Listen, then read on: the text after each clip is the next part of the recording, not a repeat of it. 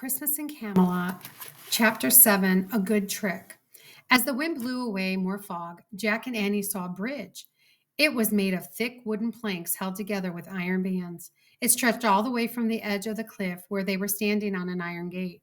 "Come on, let's go," said Annie. "Wait," said Jack. "What about the guards?" The two guards in the gold armor stood perfectly still. Their huge spears gleamed into the torchlight. "I don't know," said Annie. "Read the second rhyme." Jack looked in his notebook and read aloud. "4 gifts you will need, the first from me, then a cup, a compass, and finally a key.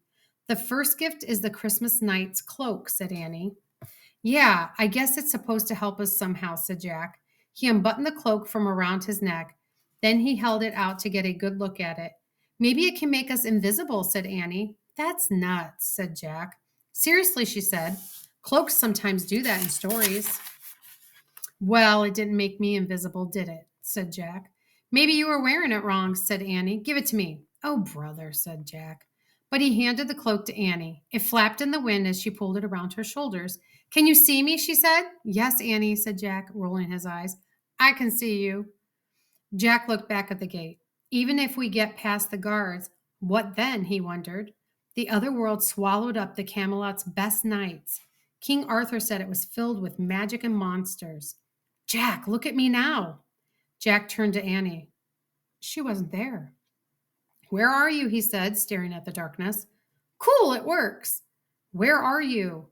Jack said again, turning around. "Here." Jack felt a hand touch his face. "Ah," he said, jumping back. "It's me. I'm invisible. I pulled the hood over my head. That's the trick." Jack felt a chill run down his spine. "Oh, man," he whispered. "Watch, I'm going to take the hood off." In a flash, Annie was back. "It feels creepy to be invisible," she said. Jack was speechless. "The magic only happens when you wear the hood," said Annie. "Good trick, huh?" Yeah," said Jack. He shook his head. "That is just too weird." "Don't worry about it being weird. It's a great way to get past the guards," said Annie. "Plus, it's a way to hide in the other world. We don't know what we'll find there, right?" "Yeah, right," said Jack. "Okay." "Good," said Annie. "Now stand beside me and don't move." Jack put away his notebook. Annie threw the velvet cloak over his shoulders and backpack. "Great. It's big enough for both of us," she said. She carefully arranged the folds around them. Then she pulled the huge hood over both their heads. Jack looked down. He couldn't see his body at all. He felt like he couldn't breathe. In a panic, he threw off the hood. "I hate that," he said. "I told you it's creepy," said Annie. "But if we don't wear it, we can't get past the guards." "Yeah, I know, and we won't have protection in the other world," said Jack. He took a deep breath. "Okay, let's do it." Annie pulled the hood up again. "I'll hold on to the hood so it doesn't blow off," she said.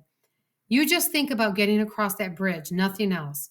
"But I can't see my feet," said Jack. "You don't need to see your feet to walk," said Annie. "Come on, do it for Morgan." "Right," said Jack.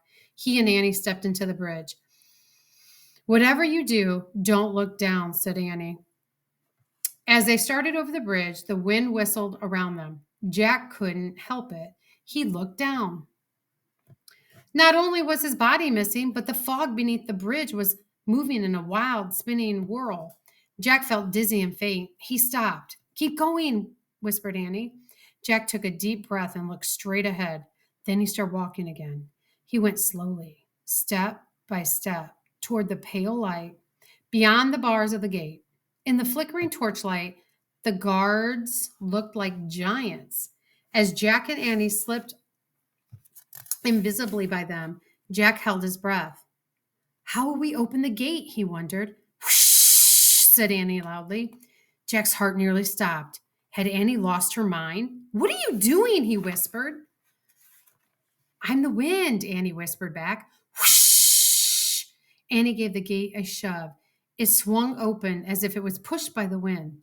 Jack looked back and saw that the guards had turned in their direction. "Quick," whispered Annie. She and Jack moved silently through the gateway. "Whoosh!" said Annie. She pushed the gate back. It shut with a clang. Through the bars, Jack saw the guards face the bridge again. "Good work," he said to Annie. "Thanks," she said. Jack and Annie then turned away from the gate. "Oh," whispered Annie. "The other world," whispered Jack.